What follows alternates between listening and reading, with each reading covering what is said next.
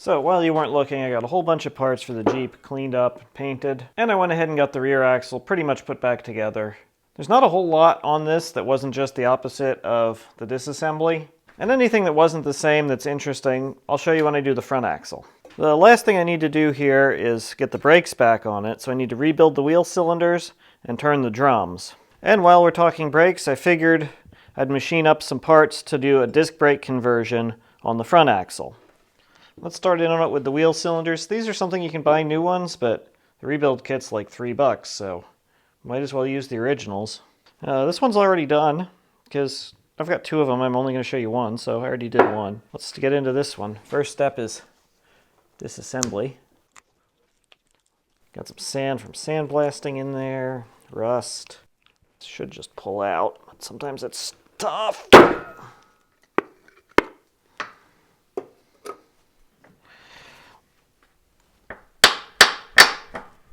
Oh, that's in there. I just soaked that overnight in some penetrating oil and seems to have loosened up now a bit.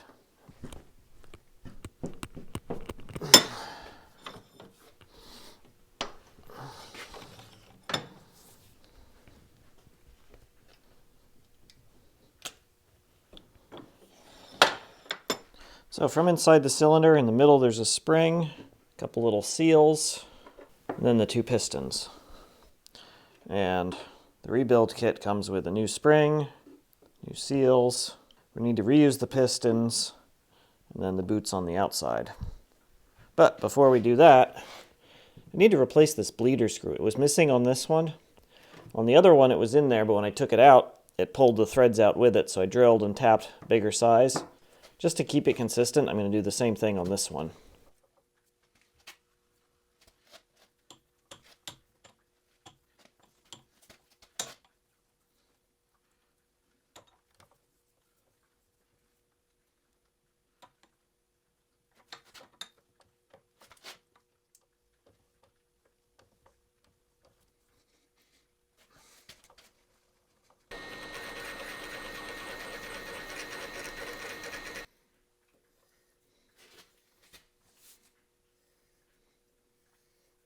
So interesting thing on bleeder screws, the angle on the end is 90 degrees, but the seats are usually 120 degrees. It basically just gives one little area of contact. I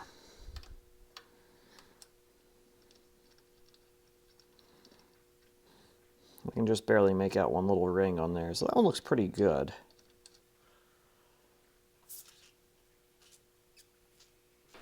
It's leaking a little tiny bit, so we're going to go with the old school fix. Drop the ball bearing in. That seems like it's pretty good now. Obviously, if it's going to leak, we'll find out when we bleed the brakes. Next up, a good honing. Bit of honing, and a good thorough cleaning.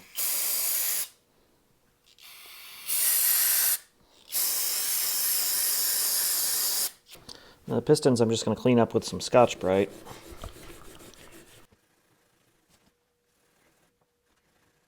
The boots on these pistons is largely an exercise in avoiding the urge to poke something metal down in there. Using something like this to stretch the boot helps,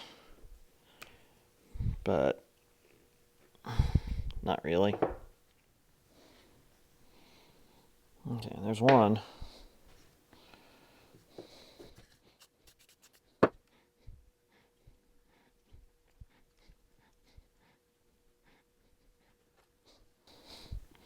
There's the other one.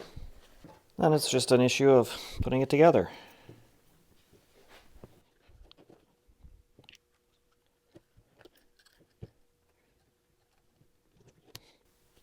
Now those are ready to go back on the axle.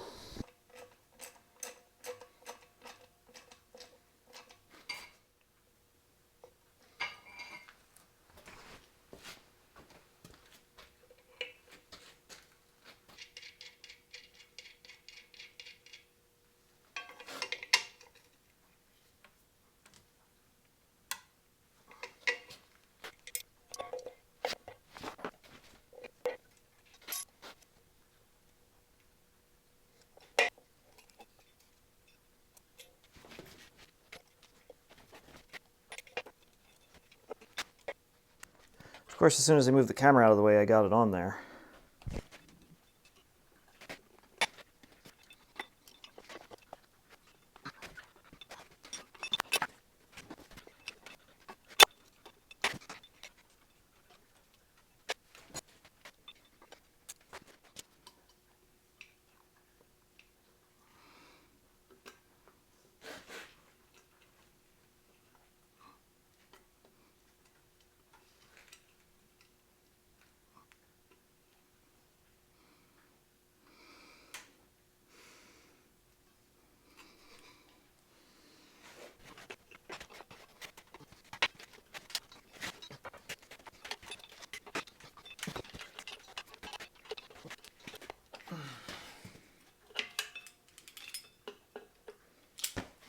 So it turns out after all that, you can't get this bottom return spring on with the hold downs on.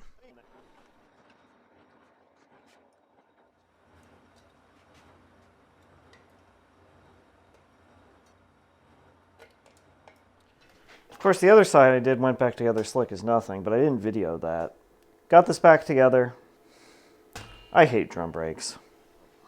I want to turn these drums on my lathe. They just barely fit, but holding them is going to be the issue. I tried both of the 3-jaw chucks, and they both have a little more run out than I feel comfortable with. The 4-jaw chuck, I can't quite get it to set up right because this is so thin. Every time I loosen one jaw, it shifts. And I also have to run the jaws all the way in, so there's no way to do any sort of drawbar to hold it in place. So I have to come up with some sort of reliable way of holding onto this. I'm replacing all of the studs and the hubs with longer ones. We'll get to that in a minute. And I'm doing all right-handed ones because it's 2022.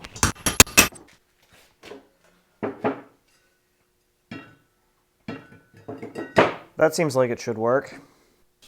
I got the hub centered in the 4-jaw chuck, did some deburring, and then pushed in a piece of aluminum so I have something for tailstock support.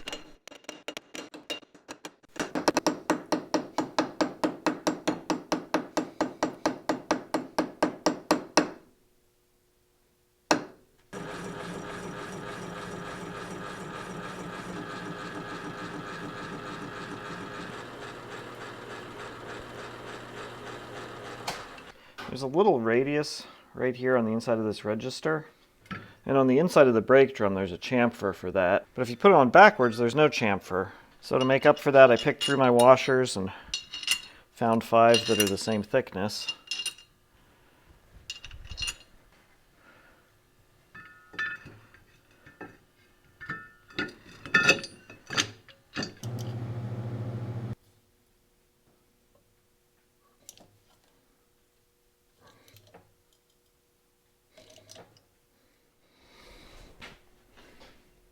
Yeah, clearance is clearance, right? There's definitely a pretty high level of lathe gymnastics going on here. Because I can't get the carriage under the brake drum, in order to get the tailstock in close enough, I have to hand feed the last little bit with the cross slide. Well, that thing is definitely running out a lot more than it should be. So there's a little unworn surface right around the edge here. It's got rust and crud and paint on it, but it's as good as I can get it. It's within a couple thousandths.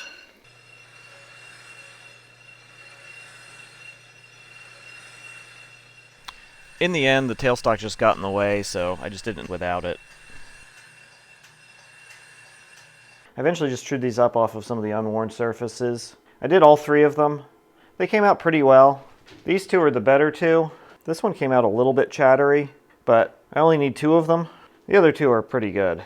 The last thing I want to do is make sure and check that these are still within spec. And for that, I've got this 0 to 12-inch Mitutoyo inside micrometer set.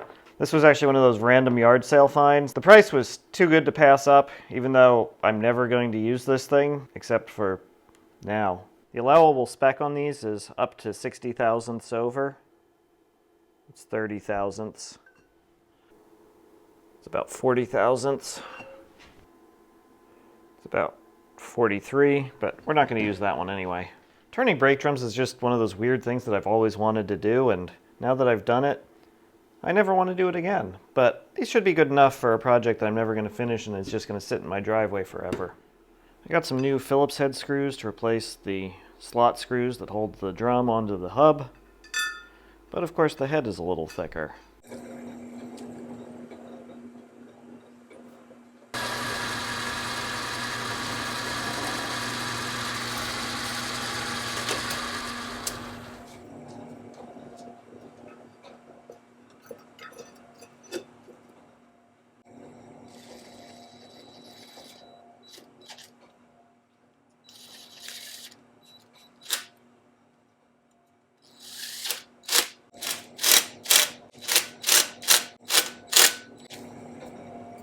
And then the last thing is to just adjust the brake shoes.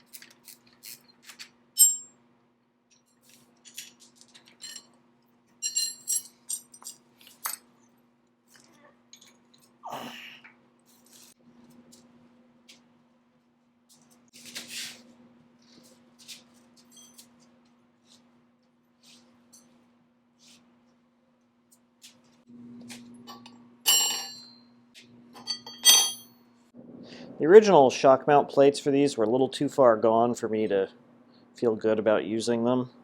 I got new ones, but there was so much weld here that I had to machine it back to even get the nut on there. And the new U-bolts came with these big chunky washers, which fit 3 of the holes, but doesn't fit that one. The original U-bolts had just a lock washer on there. That'll fit in there. But I don't have any 7/16 lock washers, so I'm going to run out to the hardware store and get those. You guys sit tight for a minute. Okay, I'm back. That should work. There's so much 7/16 and fine thread stuff on here, and that's just stuff I don't have in my little bins in the shop. I mean, not that the washers are fine thread. Obviously, those don't make a difference, but still don't have 7/16 washers.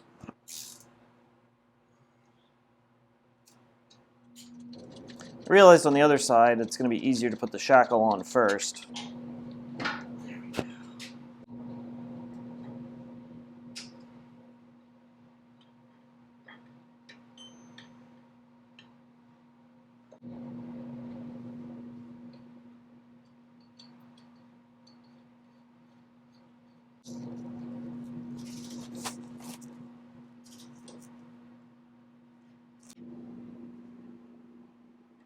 Feels good to have it sitting at least on 2 of its own wheels.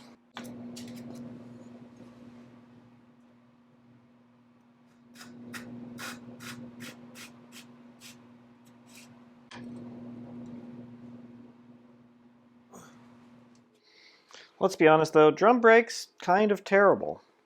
Especially on these old Jeeps, the drum brakes on all 4 wheels are not quite up to modern standards, let's say.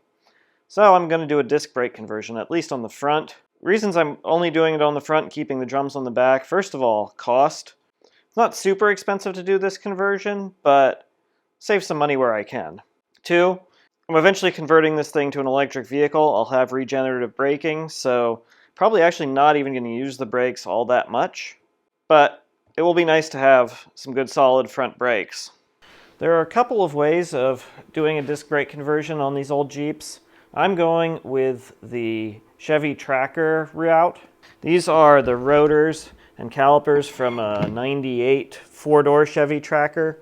You can use earlier two-door ones. These are just a little beefier. It ends up having the least amount of modifications to it. You do have to do a generous chamfer on the holes on the rotors. Originally, this little shoulder on the wheel studs would have been kind of peened over into the drum to hold it in place. So you just need something to clear that. I'm basing this all off of the system developed by Brennan's Garage. I'll leave a link in the description because you can buy the adapter plates for a pretty reasonable price. But because Jeremy makes things, I'm going to do my own. Took some measurements, drew it up in CAD, and then cut out some plywood prototypes with the CNC router. I just held these down with some double-sided tape, which usually works most of the time.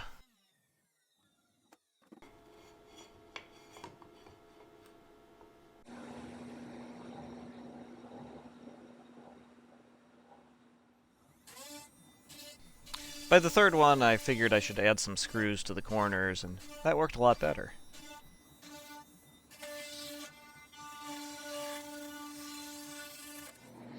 That is pretty darn close to what I want. Make a few more revisions and start machining. I machined these plates to the same width, so hopefully I can do all the drilling in one setup. I'm going to start with the big hole, base everything off of that. I want to try to get rid of as much material as I can in one shot. Let's go for the hole saw and run real slow.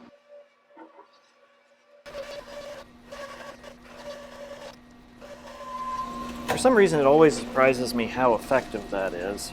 Though it did start pulling the upper plate off.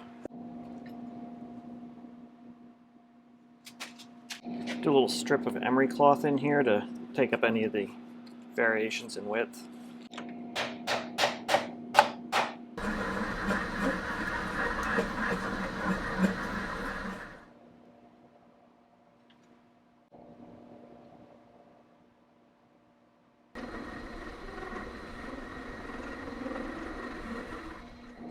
Do I wish I had a DRO for this? Yes.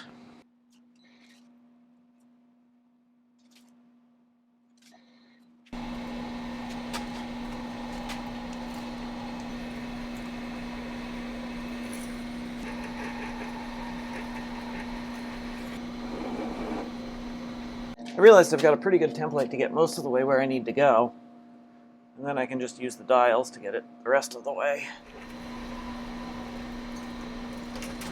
So checking this with the spindle, all the bolts line up nicely, but if you look closely, it's not actually centered around that hole. It's off by about that much, which is 80 thousandths or so, which is not a full rotation of the dial, so I must have bumped the dial. I don't have quite enough material to get two of them out of this. I don't really think that needs to register on the spindle, so I think I'm just going to bore this out in the right place. I'll at least have half of it in the right place. Thinking about this a bit more, I was really fighting chatter the whole time I was boring this. I probably need to get some shorter boring bars for the boring head, but I think the vibrations from that might have been what moved the dial.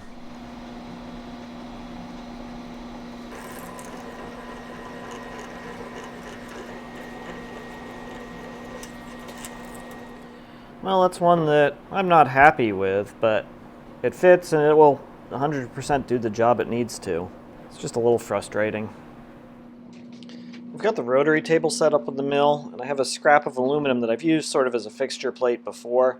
It already had the mounting holes in it. And I managed to squeak in 4 holes on that bolt circle. It also works out that this tooling block that I have is pretty much the same height as that. It's a little bit off, but the level of precision here needed is something that you could do with a grinder if you wanted. Yeah, I'll use an adjustable parallel instead.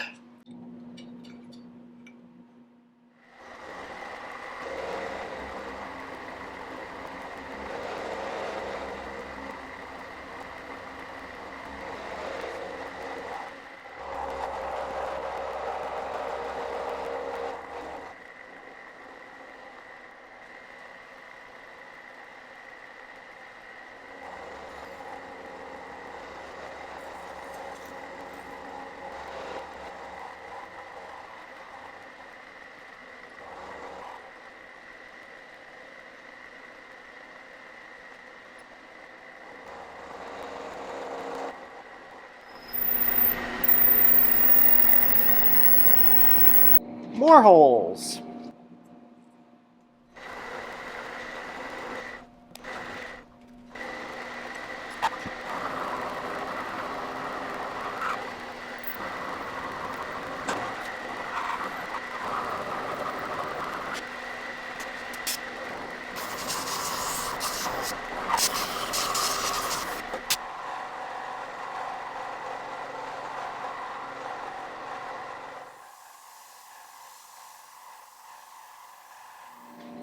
And one more threaded hole that overlaps with another threaded hole. Well, we'll make it work. Okay, maybe one more.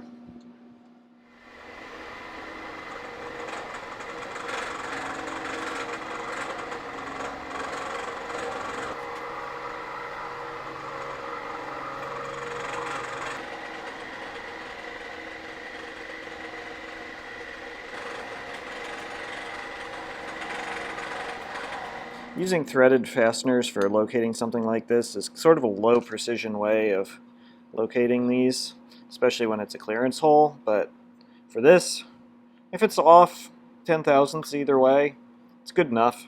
I've got a bunch of file work to do to deburr this and knock some of those down. Blend some of these in.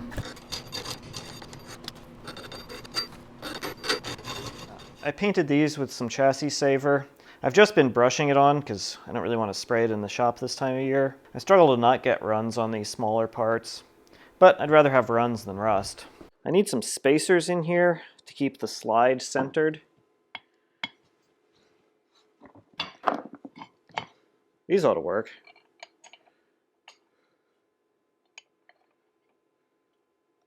Almost like they're made for that.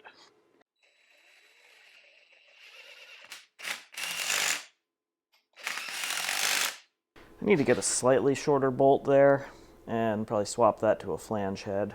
I believe that to run the stock steel wheels on this I will need to make a wheel spacer, but for now I think that is the last piece I need before I can get the front axle back together. That'll be the next thing on the agenda, and then we'll have this thing fully rolling. So if you want to see that, stick around.